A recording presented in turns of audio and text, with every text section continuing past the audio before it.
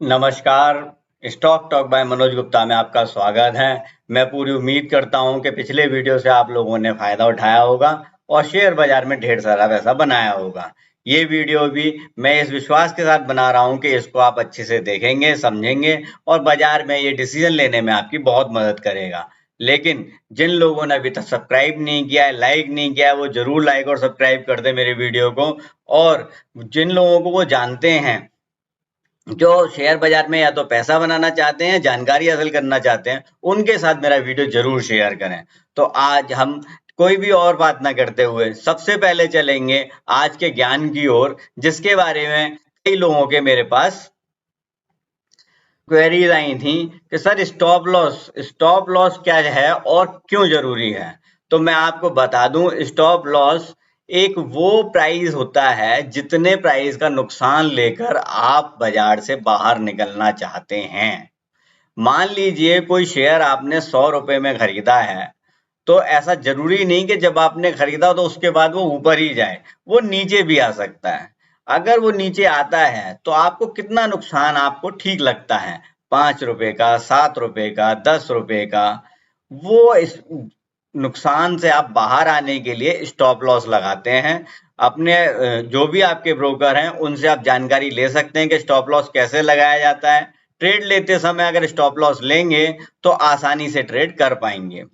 इसमें जैसे में कि मैंने लिखा है यहाँ पर, if you can't take a small loss sooner or later you will took a mother of all losses. यानी कि अगर आपने छोटा लॉस आज नहीं लिया है तो बहुत जल्दी ही आप एक ऐसा लॉस लेंगे जिससे कि आपके कैपिटल वाइप आउट होने का भी खतरा है। तो स्टॉप लॉस का विशेष ध्यान रखें। इसके ऊपर मैंने एक और छोटा सा स्लाइड बनाया हुआ है, उसकी तरफ भी मैं आपका ध्यान आकर्षित करना चाहूंगा।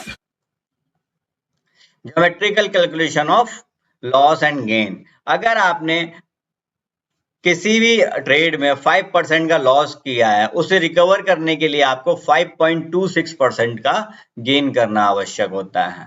किसी अगर ट्रेड में आपने 10% का लॉस लिया है, देन कैपिटल को वापस लाने के लिए 11% का गेन करना जरूरी होता है। इसमें ब्रोकरेज टैक्सेस वगैरह इंक्लूड नहीं किए हैं हमने।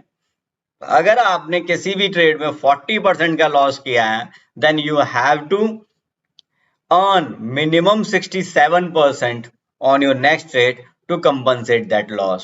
अगर आप 50% कैपिटल वाइप आउट कर चुके हैं, then you have to gain 100%, and if you have wiped out 90% capital, यानी कि सिर्फ 10% पैसा बचा पाए, बाकी 90% डूब गया, तो आपको 900% गेन करने की आवश्यकता पड़ेगी। तो ये है ज्योमेट्रिकल कैलकुलेशन लॉस और गेन की। तो जब भी आप किसी सौदे में फंसे, ट्रेड में अटके, जहां आपको लगे कि आपको ये समझ नहीं आ रहा है, लॉस हो रहा है, तो उससे इमीडिएटली बाहर निकलने की कोशिश करें। बहुत सारे लोग ये गलती करते हैं, मैंने भी ये गलतियां बहुत बार की हैं और जिसकी वजह से मुझे आगे जाके काफी नुकसान उठाना पड़ा अपने ओवरऑल एनुअल गेन्स पर। सो आप ना करें इस गलती को, ध्यान रखें इस बात का। अब हम चलते हैं अपने टेक्निकल चार्ट्स की ओर। सबसे पहले हम बात करेंगे निफ्टी की। तो ये निफ्टी का चार्ट है, डेली चार्ट। ये ट्रेंड लाइन अभी भी निफ्टी बुल रन में है, और जो हमने रिट्रेसमेंट खींची थी, अब उस रिट्रेसमेंट के अपर एंड देखने का समय आ गया है, टाइम रिट्रेसमेंट का। तो ये देखिए, अब प्राइस रिट्रेसमेंट ये कहता है कि अगर ये 15,520 के 24 के ऊपर ही रहती है निफ्टी, तो नेक्स्ट टारगेट 16,000 तक के हो सकते हैं। और अब मुझे पूरा विश्वास है कि आप में से किसी को ये डाउट आ भी नहीं रहा होगा कि यार यहां से कहीं गिर तो नहीं जाएगी। लेकिन डाउट ना आना भी अपने आप में एक बड़ी प्रॉब्लम है, क्योंकि बाजार में कुछ भी हो सकता है। मैं आपसे ये कहूंगा कि आप प्रिकॉशनरी अपना 15,600 का एसएल लगाए हैं और उसके उसके बाद ट्रेड लें। ट्रेड ऑब्वियस सी बात है आप बुल रन का ही लेंगे और 16,000 तक के टारगेट आपको आसानी से मिल सकते हैं। अगर 15,600 का एसएल हिट हो जाता है तो 15,520 पे फिर एंटर कर सकते हैं with the SL of only 50 rupees. लेकिन अगर वो भी हिट हो जाता है then we have to wait for correction. 300 से 500 पॉइंट की करेक्शन कभी भी आ सकती है बाजार में। बाजार काफी अच्छा रनअप दे रहा है और अच्छा रनअप देने के लिए तो थोड़ा बहुत नीचे आना चाहिए, लेकिन ऐसा जरूरी नहीं कि वो आएगा ही आएगा और ऐसा भी जरूरी नहीं कि वो सिर्फ ऊपर ही जाएगा। तो इसलिए अपना ट्रेड लेते समय अपना एसएल आइडेंटिफाइड रखें और उसके हिसाब से ट्रेड करें। तो मैंने आपको बताया कि आप 15,600 या 15,580 का एसएल लगाकर 16,000 तक के टारगेट के लिए चेज कर सकते हैं इस समय निफ्टी को। ये इसका डेली चार्ट है, इसका वीकली चार्ट भी देखिए, ब्रेकआउट हमें फर्स्ट क्लास मिला ही था और पिछले 3 वीक से आउट परफॉर्म कर रही है निफ्टी। बहुत जल्दी और आगे के लेवल्स 16,000, 16,300, 16,300 के बाद 16,800 तक के टारगेट्स इसमें आ सकते हैं। तो wait and watch and keep strict stop loss in it. Now come to bank Nifty.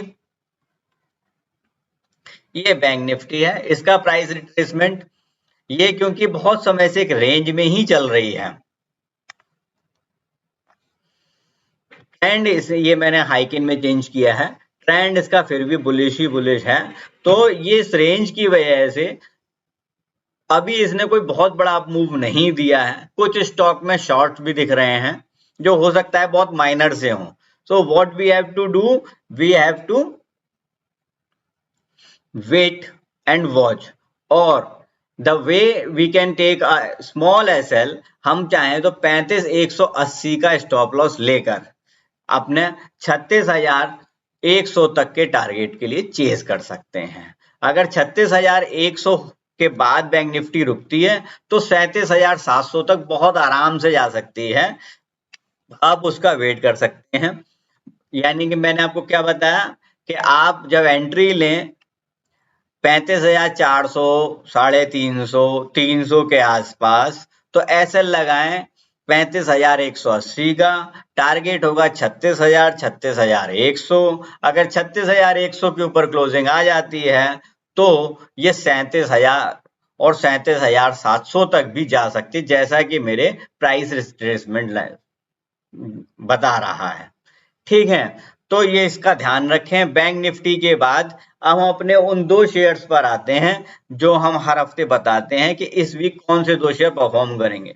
बहुत सारे शेयर इस बार निकले हैं, लेकिन जो 2 मुझे लगा कि हाँ ये ठीक ठाक चल सकते हैं, उनमें पहला है आईओसी।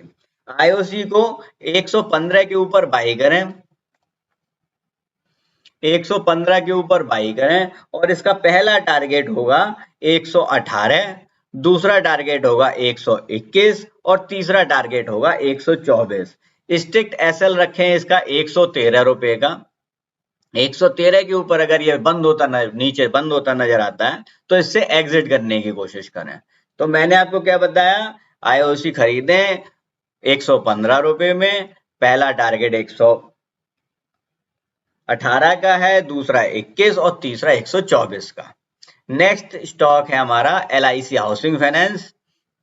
आप देख सकते हैं काफी लंबे समय से कंसोलिडेट कर रहा था, ये इसने बहुत अच्छा ब्रेकआउट दिया है लास्ट वीक और उसके बाद ये कंटिन्यूसली बढ़ रहा है। तो अब इसमें बाई करने का समय है ही।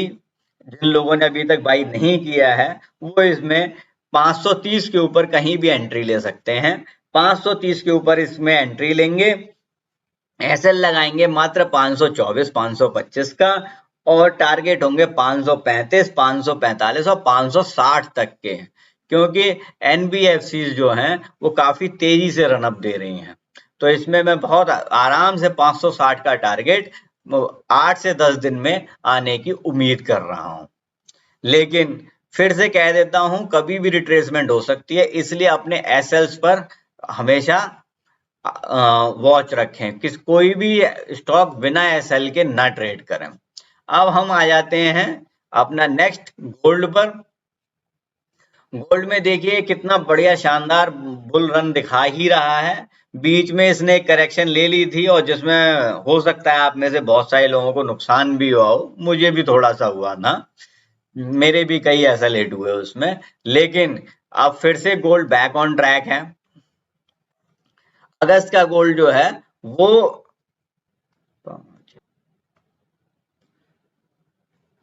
अगस्त का गोल्ड 48,994 पे बंद हुआ है। 48,994 पे बंद होने की वजह से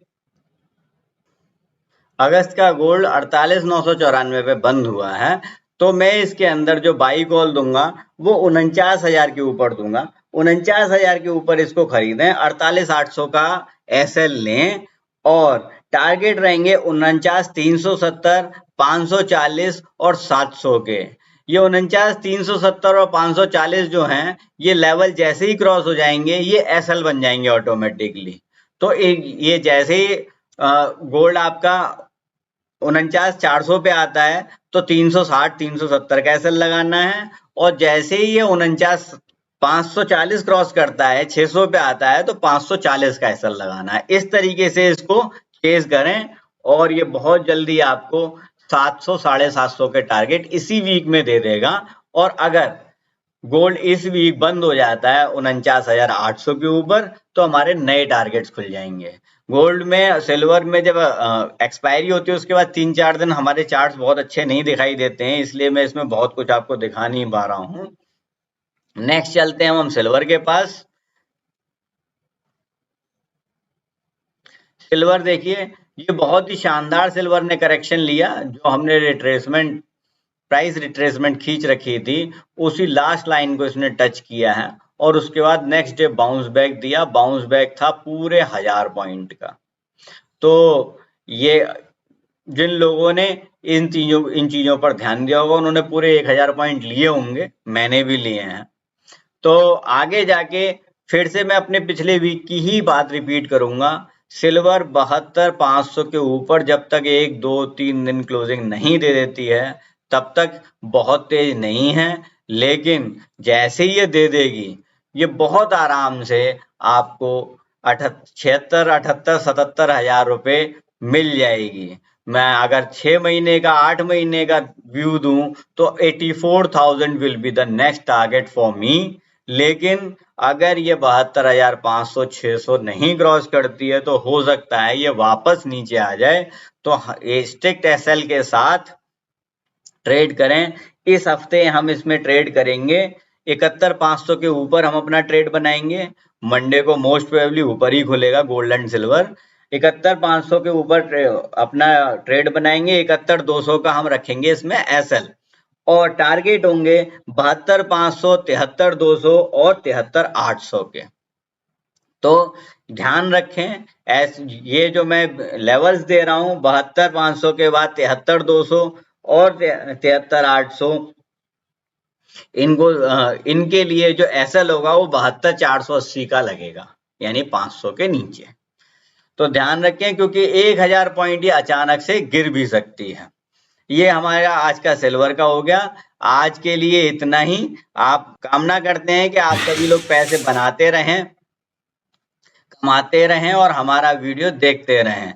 हमें कांटेक्ट करने के लिए नंबर्स आपकी स्क्रीन पर हैं, 7678193636 और 9818246128। इन दोनों में से किसी भी नंबर पे कॉल कर सकते हैं। फर्स्ट नंबर व्हाट्सएप पे एक्टिव भी है, इसमें आप हमारे व्हाट्सएप ग्रुप से जुड़ सकते हैं, अपनी इंक्वायरी डाल सकते हैं। जो भी इंक्वायरी आप डालेंगे उसका जवाब आपको जरूर मिलेगा। आज के लिए इतना ही, धन्यवाद।